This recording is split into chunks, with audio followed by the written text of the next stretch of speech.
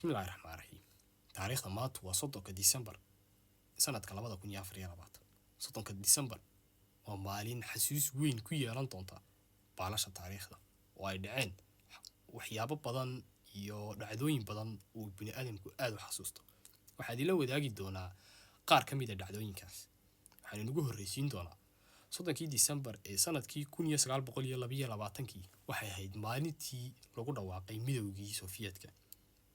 Dalaal ay ka mid yihiin Ruushka iyo Ukraine ayaana kala saxeexday oo ku dhawaaqay inay yeesheen midow dhexe oo federaaliya. Soddonkii Disembar ee sanadkii 2006 waxay ahayd maalintii dilkii daldalaad ahaa lagu fuliyay Allah u naxariistay madaxweynihii hore iyo hogaamiyihii dalka Ciraaq Saddam Hussein. Soddonkii Disembar ee sanadkii 1906 ayay ahayd markii ugu horreysay ee la bixiyo abaalmarinta Nobel Prize. Soddonkii Disembar ee